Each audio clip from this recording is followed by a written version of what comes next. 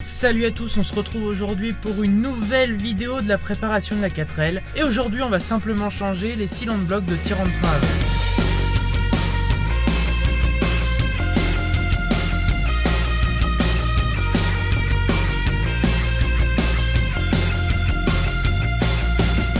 Alors avant que la vidéo commence, je voudrais m'arrêter sur deux petits points qui me tiennent à cœur. Tout d'abord, l'avancement dans le projet 4L Trophy 2020 est plutôt bien puisque on a trouvé pas mal de sponsors, il nous en manque encore mais on en a trouvé pas mal. Et justement, vu qu'on est à 8 mois du départ du 4L Trophy 2020, je me suis dit que c'était important de vous présenter rapidement les sponsors qui nous ont déjà fait confiance. Alors tout d'abord, on a Amerasia Tour Operator qui se situe en Île-de-France. Puis nous avons Aja Publicité qui fait de la décoration adhésive, qui fait de l'impression et de la création graphique et qui se situe à Limoges. Nous avons également Doux Expertise et Audit situé en Île-de-France. Également nous avons Castanet, la clôture éco-responsable 100% châtaignier se trouvant à Saint-Laurent-sur-Gorre. Et pour finir, nous avons AB Forêt, construction en châtaignier se trouvant également à Saint-Laurent-sur-Gorre. Voilà, vous pourrez trouver encore plus d'infos sur ces différents sponsors en description. J'ai mis le lien de leur site internet. Vous pourrez y trouver ce qu'ils font en détail, leurs adresses, leur numéro de téléphone si vous êtes intéressé. Et à partir de maintenant, dans toutes les descriptions de vidéos de 4L, vous aurez ces liens et je vous informerai à chaque nouvelle vidéo des nouveaux sponsors.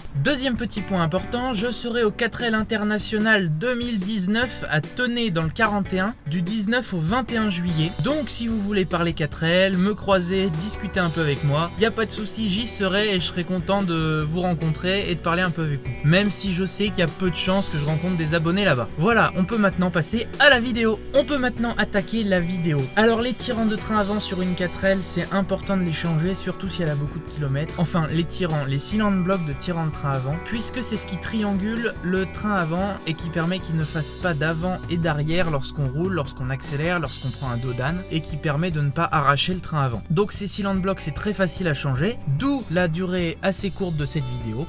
Donc on va y aller tout de suite, c'est parti. Alors vous commencez tout d'abord par mettre un cric sous la 4L, faites attention de ne pas plier le bas de caisse, mettez une petite planchette pour bien répartir la charge et vous mettez une chandelle ensuite pour éviter que le cric ne redescende et que la voiture redescende en même temps. Vous pouvez dévisser la vis principale, visser à l'intérieur du cylindre bloc. Et donc une fois qu'on a retiré cette vis, le tirant de train avant ne peut pas s'enlever, il ne veut pas bouger. Et ensuite vous pouvez retirer les petits écrous de fixation du cylindre bloc sur le châssis.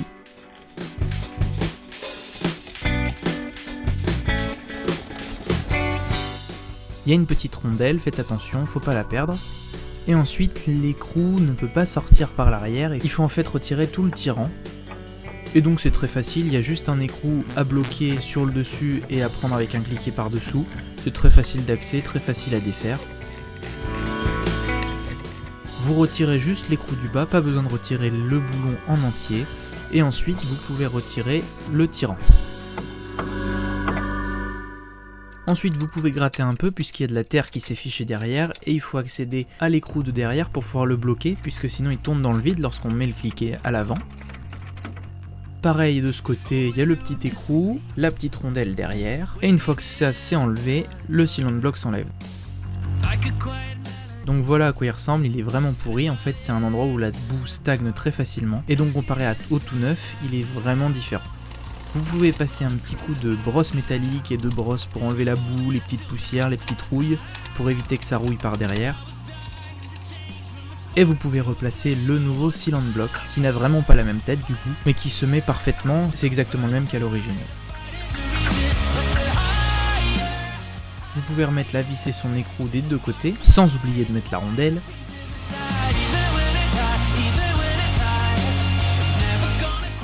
Et vous pouvez resserrer avec un cliquet, serrez pas trop fort, mais juste que ça tienne quoi. Vous pouvez remettre ensuite le tirant, vous remettez l'écrou sur le bas. Alors ici il est un peu dur à resserrer puisqu'il y a un frein filet de couleur blanche, donc qui est assez dur, qui évite qu'il se desserre lors des vibrations du train avant.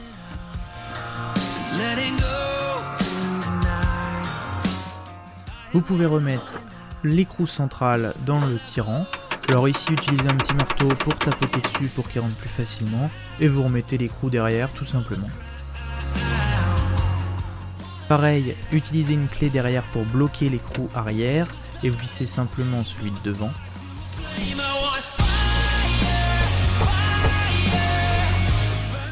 et vous pouvez terminer en serrant, pas au couple, mais assez fort que ça tienne bien quoi.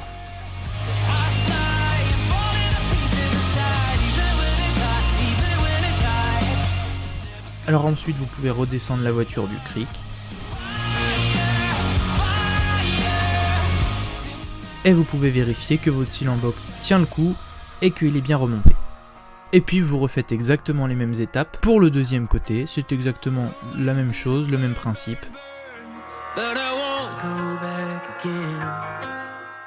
Alors voilà, le démontage et remontage de ces cylindres blocs est terminé. Vous avez pu voir que c'était assez simple. Juste, comme vous avez pu le voir, il n'est pas essentiel d'utiliser un cric puisque pour le deuxième côté, je n'ai pas mis de cric. Je me suis rendu compte qu'il n'y avait pas spécialement besoin. Par contre, si vous avez un pont élévateur, n'hésitez pas à l'utiliser puisque on est constamment les bras en l'air sous la voiture et les boulons avec le temps sont très serrés, voire grippés. Et je vous assure que rester une demi-heure par côté allongé sous la voiture avec les bras en l'air, ça finit par faire mal à la fin. Voilà, c'est tout simple. C'est quelque chose qu'il faut faire. Moi, je l'ai fait assez dans l'urgence quand je l'ai fait, puisque j'avais des tremblements à l'accélération dans le train avant. Une fois que j'ai changé ces cylindres blocs, ça n'a plus trop tremblé, même s'il y avait encore un tremblement qui n'était pas dû à ces cylindres blocs justement, mais qui était dû à un cardan qui était en train de lâcher. En tout cas, moi j'espère que cette vidéo vous a plu. Si c'est le cas, vous pouvez laisser un petit pouce bleu, vous abonner si c'est pas déjà fait. Vous pouvez laisser un petit commentaire et me dire si vous serez là au 4L International en juillet. Je vous retrouve très bientôt dans une vidéo. Allez, salut à tous!